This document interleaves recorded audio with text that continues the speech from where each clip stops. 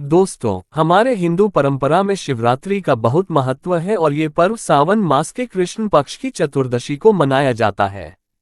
माना जाता है कि इस दिन प्रकाश के रूप में शिवजी प्रकट हुए थे और शिवजी का विवाह मां पार्वती के साथ भी इसी दिन हुआ था। इस दिन अगर आप सिर्फ पूजा पाठ करते हैं तो यकीन मानिए जीवन में सुखों की प्राप्ति होती है। इस दिन भगवान भोलेनाथ की साधना करने से धन, धान्य, सुख, सौभाग्य और समृद्धि में वृद्धि होती है। ये दिन भगवान भोलेनाथ को प्रसन्न करने का बहुत ही खास दिन माना जाता है। भगवान भोलेनाथ भोले भंडारी है। वे एक लोटा जल से भी प्रसन्न हो जाते हैं, लेकिन भगवान भोलेनाथ शीघ्र ही गुस्सा भी हो जाते हैं। जहां भगवान भोलेनाथ को कुछ चीजें प्रिय है तो वहीं कुछ चीजें अप्रिय भी हैं। कुछ चीजें ऐसी हैं जिनका भगवान भोलेनाथ की पूजा में अगर इस्तेमाल ना किया जाए तो भगवान भोलेनाथ का पूजन अधूरा रहता है। वहीं कुछ चीजें ऐसी भी होती हैं जो अगर अनजाने में आप भगवान भोलेनाथ को अर्पित कर देंगे तो उससे भगवान भोलेनाथ आपसे रुष्ट हो जाएंगे। इसलिए भगवान भोलेनाथ की पूजा करते समय कुछ बातों का विशेष ध्यान रखना चाहिए। आज की इस वीडियो में हम आपको बताएंगे कि सावन शिवरात्रि के पावन पर्व पर क्या करें, क्या ना करें। सावन शिवरात्रि पर क्या नहीं खाना चाहिए और क्या खाने से व्रत का पूर्ण फल मिलता है।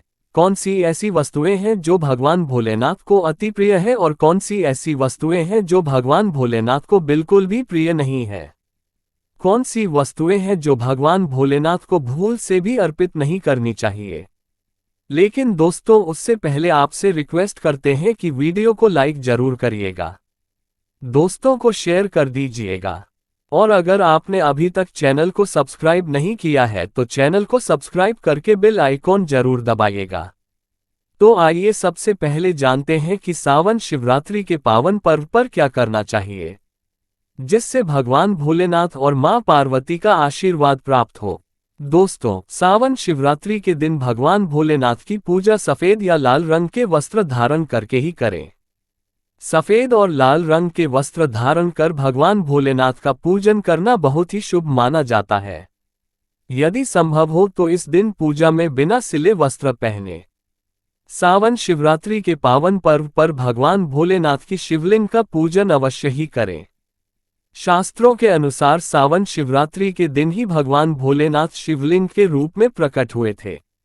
इसलिए इस दिन शिवलिंग का पूजन करना सबसे ज्यादा श्रेष्ठ माना जाता है।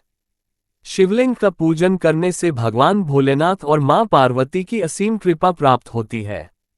वैसे तो सावन शिवरात्रि पर भगवान भोलेनाथ का पूजन रात्रि के चारों प्रहर में किया जाता है, लेकिन भगवान भोलेनाथ का पूजन प्रदोष काल में भी अवश्य करना चाहिए। प्रदोष काल स्वयं भगवान भोलेनाथ का काल होता है। मान्यताओं के अनुसार प्रदोष काल के समय भगवान भोलेनाथ शिवलिंग में विराजमान रहते हैं। इसलिए सावन शिवरात्रि के पावन पर्व पर आप प्रदोष काल में भगवान भोलेनाथ का पूजन अवश्य ही करें। प्रदोष काल यानी कि संध्या काल से रात्रि तक 90 मिनट का समय। सावन शिवरात्रि का मतलब है भगवान शिव का रात्रि के समय पूजन करना। इसलिए सावन शिवरात्रि में अर्धरात्रि यानी कि निशिताकाल में भगवान शिव का पूजन अवश्य ही किया जाता है। इसलिए आप भी निशिताकाल जो अर्धरात्रि का समय होता है, रात 12 बजे से 12:30 बजे तक, इस समय भगवान भोलेनाथ का पूजन अवश्य ही करें। इससे भगवान भोलेनाथ अतिशीघ्र ही प्रसन्न हो जाएंगे और आपको मन चाहा वरदान देंगे। सावन शिवरात्रि पर भगवान शिव के साथ माता पार्वती का पूजन भी अवश्य ही करें। ऐसा करने से आपको भगवान शिव के साथ माता पार्वती का भी आशीर्वाद प्राप्त होगा। सावन शिवरात्रि के दिन भगवान भोलेनाथ के शिवलिंग पर बेलपत्र अवश्य ही अर्पित करें। बेलपत्र भगवान भोलेनाथ को अति प्रिय है। बेलपत्र के बिना भगवान भोलेनाथ का पूजन अधूरा माना जाता है। बेलपत्र एक पत्ता नहीं माना जाता। एक डंडी में जो 3 पत्ते जुड़े हो उन्हें बेलपत्र कहा जाता है। एक डंडी में 3 जुड़े हुए बेलपत्र ही शिवलिंग पर अर्पित करें और चंदन से उस पर ओम नमः शिवाय लिखकर वे अर्पित करें। ऐसा करने से भगवान भोलेनाथ की कृपा प्राप्त होती है। सावन शिवरात्रि के दिन भगवान शिव को पूजा में अक्षत अवश्य ही अर्पित करें। ऐसा करने से आपको भगवान शिव का आशीर्वाद प्राप्त होगा। इस दिन रात्रि में भगवान शिव का जागरण अवश्य करना चाहिए, जिससे आपको सावन शिवरात्रि का पूर्ण फल प्राप्त हो सके। सावन शिवरात्रि के दिन भगवान शिव की पूजा करने से पहले भगवान श्री गणेश, भगवान कार्तिकेय, नंदी जी और मां पार्वती का पूजन अवश्य ही करना चाहिए। नहीं तो आपको भगवान शिव जी की पूजा का फल प्राप्त नहीं होगा। इस दिन बैल को हरा चारा अवश्य ही खिलाना चाहिए, क्योंकि बैल को नंदी जी का रूप माना जाता है, जो भगवान शिव को अत्यधिक प्रिय है।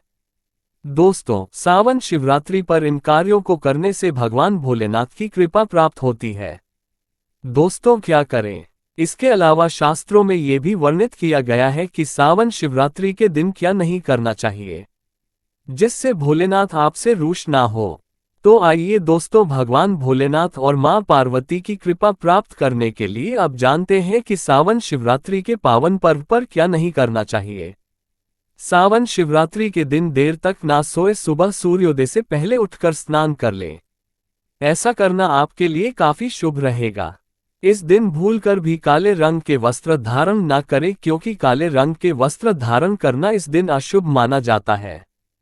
सावन शिवरात्रि के दिन शिवलिंग पर चढ़ाई गई चीजों को बिल्कुल भी ग्रहण न करें, क्योंकि शिवलिंग पर चढ़ाई गई चीजों को ग्रहण करना अशुभ माना जाता है। यदि आप शिवलिंग पर जल चढ़ा रहे हैं तो ध्यान रखें, शंख से जल बिल्कुल भी ना चढ़ाएं। भगवान शिव को आप लोटे से जल अर्पित करें। शंख से भगवान भोलेनाथ का पूजन नहीं किया जाता, और लोटे से भी जल चढ़ाते समय इस बात का ध्यान रखें कि अगर आपने जल में दूध या फिर दही मिलाया है तो आप दूध और दही से भगवान शिव का अभिषेक करने के लिए तांबे के लोटे का इस्तेमाल ना करें, क्योंकि तांबे के पात्र में दूध और दही से जहर बन जाते हैं। इसलिए दूध दही से भगवान भोलेनाथ को अभिषेक करने के लिए आप स्टील का या फिर पीतल के लोटे का या चांदी के लोटे का इस्तेमाल करें। सावन शिवरात्रि के दिन भगवान शिव की पूजा में तुलसी का प्रयोग भूलकर भी न करें, क्योंकि आप ऐसा करते हैं तो आपको पूजा का पूर्ण फल प्राप्त नहीं होगा। भगवान श्री गणेश और भगवान शिव को तुलसी अर्पित नहीं की जाती, इससे दोष लगता है। इस दिन भगवान शिव की पूजा में केतकी और चंपा के फूलों का प्रयोग नहीं करना चाहिए, क्योंकि भगवान शिव की पूजा में इनका उपयोग करना वर्जित माना जाता है। भगवान शिव की पूजा में हल्दी और कुमकुम का प्रयोग बिल्कुल न करें, क्योंकि भगवान शिव बैरागी है और हल्दी और कुमकुम शुभता के प्रतीक माने जाते हैं। भगवान शिव की जो मूर्ति शिव परिवार के रूप में है, जहां भगवान श्री गणेश, भगवान कार्तिकेय और मां पार्वती है, तो आप वहां पर भगवान शिव को हल्दी कुमकुम से तिलक कर सकते हैं। लेकिन भगवान शिव की जो शिवलिंग होती है वो भगवान शिव का बैरागी रूप है, तो वहां आप हल्दी कुमकुम ना लगाएं। सावन शिवरात्रि के दिन भूलकर भी घर में कलह नहीं करने चाहिए और न ही किसी को अपशब्द बोलने चाहिए। यदि आप ऐसा करते हैं तो आपको भगवान शिव का आशीर्वाद प्राप्त नहीं होगा। सावन शिवरात्रि पर शराब और मांसाहारी का प्रयोग बिल्कुल भी ना करें। यदि आप ऐसा करते हैं तो आपको भगवान शिव और मां पार्वती के क्रोध का सामना करना पड़ सकता है।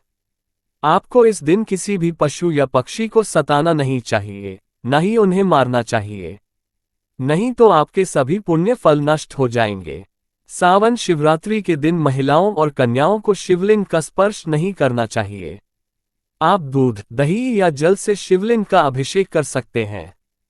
आप बेलपत्र भी चढ़ा सकते हैं, पूजन भी कर सकते हैं, लेकिन शिवलिंग का स्पर्श न करें।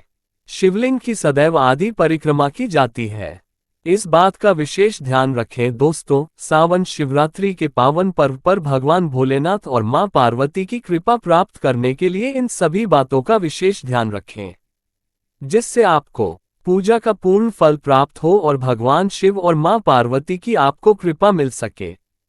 बहुत सारी चीजें इस दिन के व्रत में ऐसी होती है जो आपको नहीं खानी चाहिए, और एक चीज ऐसी है जो शिवरात्रि के दिन जरूर खानी चाहिए, ताकि आपको इस व्रत का संपूर्ण फल मिले। सावन शिवरात्रि के दिन बहुत सारे लोग व्रत रखते हैं। एक वेला उपवास रखकर बहुत सारे लोग सात्विक भोजन करते हैं। सावन शिवरात्रि का व्रत अगर आप रखते हैं तो ध्यान रखें शरीर में पानी की कमी ना हो, इसके लिए अनार या संतरे के जूस का सेवन कर सकते हैं, लेकिन एक का यानी कि गन्ने का जूस मत पीजिएगा। सावन शिवरात्रि के दिन फलाहार में सेब, संतरा, पपीता, केला, खीरा वगैरह खा सकते हैं। इस दिन नमक नहीं खाना चाहिए। बहुत से लोग सेंधा नमक का खाना खाते हैं तो आप वो खा सकते हैं, कोई दिक्कत नहीं है, लेकिन सफ़ेद नमक को मत खाएगा। आलू का आप प्रयोग कर सकते हैं पर काला नमक यानी ब्लैक साल्ट को मत खाएगा। भूल कर भी चावल रोटी यानी अनाज का सेवन मत कीजिए। आप गेहूं तो एक बार खा भी सकते हैं पर चावल मत खाएगा। इस बात का ध्यान रखिएगा। दही वगैरह भी खा सकते हैं, कोई दिक्कत नहीं है। मूंगफली या मखाने को घी में फ्राई करके भी खा सकते हैं। मीठी चीजों का सेवन आप जरूर करें। गाजर, लौकी की खीर, साबूदाने की खिचड़ी आप खा सकते हैं। इस दिन कुट्टू के आटे का खाना भी बनाया जाता है, आप उसको भी खा सकते हैं, लेकिन अनाज और साधारण नमक का इस दिन व्रत में प्रयोग ना करें। सेंधा नमक का प्रयोग कर सकते हैं। लहसुन, प्याज, मदिरा, मांस भूलकर भी मत खाएं वरना आपके व्रत का फल आपको कुछ भी नहीं मिलेगा। इन चीजों का आपको ध्यान रखना है, लेकिन वो एक खास चीज जो शिवजी पर अर्पित भी की जाएगी और खाई भी जाएगी वो है पंचामृत। आप पंचामृत जरूर अर्पित करिएगा और बाद में उसको प्रसाद के रूप में जरूर खाएगा। दूसरी बात, इस दिन सात्विक तरीके का खाना बनाकर खाया जाता है। आप फलाहार भी कर सकते हैं। आलू का हलवा, बॉयल किया हुआ शकरकंद या सिंघाड़े का हलवा भी खा सकते हैं। इस दिन शिवलिंग के ऊपर बेर जरूर अर्पित करें। उसके बाद फलाहार करते समय इस बेर को जरूर खाएं। याद रखिए, इससे शत्रु और विरोधी कभी सर नहीं उठाएंगे और जीवन में आपकी चारों दिशाओं में जय जयकार होगी। आप विजय श्री को प्राप्त करेंगे। बेर अर्पित करने से दुश्मन का सर्वनाश होता है या फिर दुश्मन आपके खिलाफ कुछ नहीं कर पाते। शिवलिंग पर केला जरूर अर्पित कीजिएगा। वैसे सावन शिवरात्रि के दिन आप दूध का सेवन कर सकते हैं, लेकिन केवल दूध नहीं, उसमें 2-4 चीनी के दाने डालकर ही सेवन कीजिएगा। केवल दूध कभी भी नहीं पीना चाहिए। व्रत त्योहार में तो भूल कर भी नहीं 2-4 दाने चीनी डाल दें। भले ही आप चीनी नहीं खाते हैं तो भी इस तरह से आपका व्रत पूर्ण होगा। और जब आप फलाहार करें तो उसमें 2 तुलसी के पत्ते डाल दीजिएगा ताकि आपके व्रत का फल आपको पूरा मिले। अगर आप भोले बाबा के भक्त हैं तो कमेंट में हर हर महादेव अवश्य लिखें। आज के लिए बस इतना ही दोस्तों। अगर आपको ये वीडियो पसंद आया है तो वीडियो को लाइक करिएगा, दोस्तों को शेयर जरूर करिएगा और चैनल को सब्सक्राइब करके बेल आइकॉन जरूर दबाइएगा ताकि आने वाला नॉलेजेबल वीडियो आपको सबसे पहले मिले।